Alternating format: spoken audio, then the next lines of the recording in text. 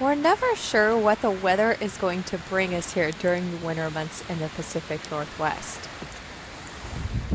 Lots of rain, lots of wind, but the one thing that we're sure of is all of the work that we put in the summer months to have firewood and a fully stocked larder definitely pays off when big storms blow in. So we had a huge wind and rainstorm come through. It took out power in about a 200-mile swath from where we are, and we don't even have estimated times of power restoration because we live really rurally. Yay, but that means all of the big populated areas in the cities are top priority when the power goes out. So we don't even have a time of restoration right now based on past storms and times. I would guess that we probably won't get power for several days, well into the following week. But along with it that took out the power, we also have a lot of rain and a rising snow level. It got really warm, melted all of the snow that you saw here on the homestead, and that means flooding is coming. So thankfully, our home is located up on a shelf. So we don't have to worry about flooding for our house and our top pastures and the livestock, but you're gonna take a trip with me and we're gonna go and check the flooding on our roadways because we have two ways where we get out to the main highway. So we're gonna go and check the roadways, see if they're underwater yet. We have about 4 hours before the water actually crests. So we're gonna just kind of go and assess and see if the roads are still passable and if they're covered with water yet. So normally there is no river or water running through here. So you can see it's coming from this field. The river is actually right in front of those green trees, those firs right there. That's the river line. And so it's came up, that bank is usually at least about 8 feet. So it's came up from there and it's going all the way through here. The road goes out that way and then it comes back and turns. That's a 90-degree corner right down there. And you can see it's actually, the water's going pretty good. It's flowing pretty swiftly through here and then through their field and just covering that whole area. So obviously I would not try to drive through that. So this end of our road is completely underwater and is not passable.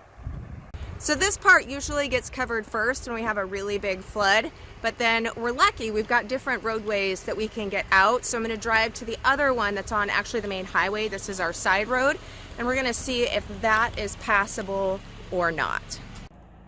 So the water is close to the road, but it has another couple of feet before it's gonna come up and cover this, which is great. So that means we don't have to worry about getting cut off. I don't think it's gonna get that high because it's supposed to crest in just another hour or two. So we still can get out on one way.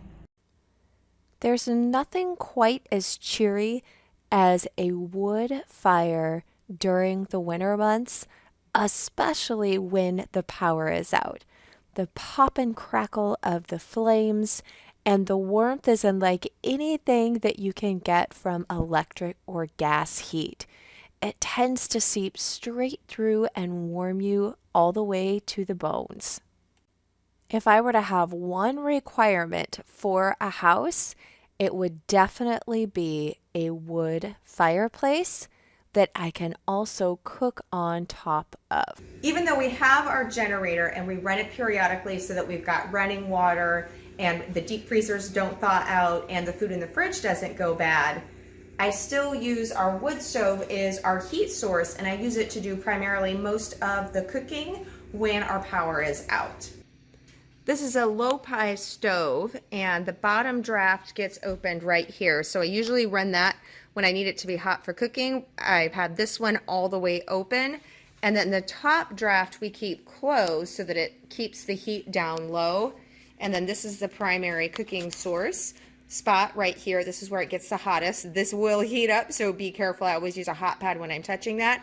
But this is some leftover chicken curry that will be heated up. It usually only takes about 3 to 4 minutes when the stove is hot like it is here. And I'll pop a link in below. I get tons of questions about this fan. It's ran just by a heat sensor, and when the stove is hot, the fan blade spins and helps to circulate and blow the air out into the rest of the room and of course the rest of the house. So we have a pretty large generator to run most of the things, including the pump, but the one thing that it's not big enough to run is the hot water tank.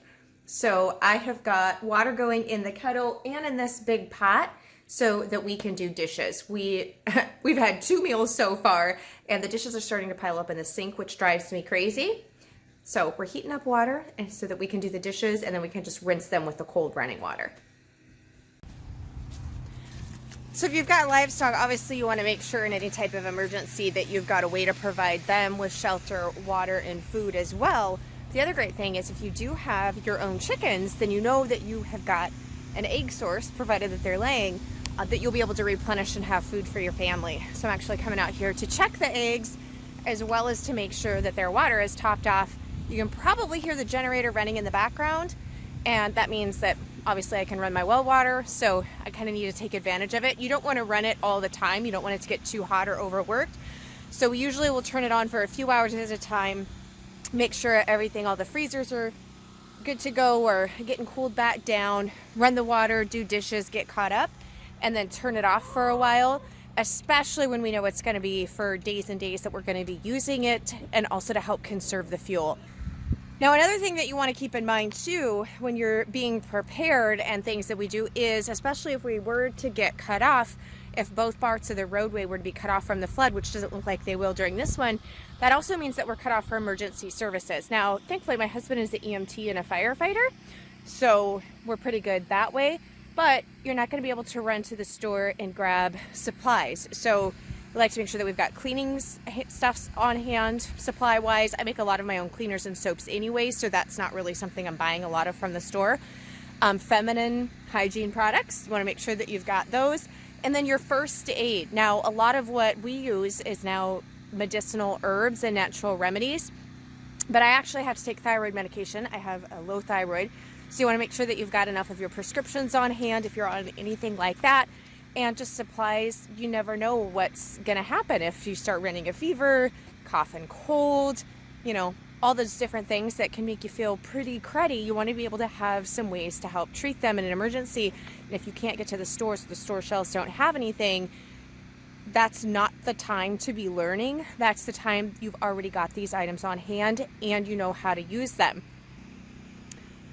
So you can catch my video, there's a link below on how to make elderberry syrup. So I always like to have that on hand, and making other herbal remedies. I've got a lot of different recipes and sources on the blog, as well as the Herbs and Natural Remedies series inside the Pioneering Today Academy. I hope that it's given you some food for thought on things that you want to have on hand and just ways to make life easier without access to the stores. And it also increases your self-sufficiency, because I have to say, knowing a big storm is moving in, or we're going to be cut off from stores or without power for quite a while, it's a pretty nice feeling not to worry or have panic or anxiety. And it's also a true test to your skills, and it helps you see areas where maybe you're not as prepared as you thought you were or you should be. So then you can work on them until the next thing arises. Even though power outages can bring inconveniences, there's something special about hearing absolute silence and just the flickering of the lamplight to guide you through the house. There's so much in this modern day and age that we take for granted and don't always appreciate, and there's nothing like not having light at the flip of a switch to make you appreciate some of our modern conveniences, but also really show you the beauty and charm of some of the more traditional and old-fashioned ways that we used to have in our homes. There's a certain charm that we get from lamp and candlelight that just can't be found any other way.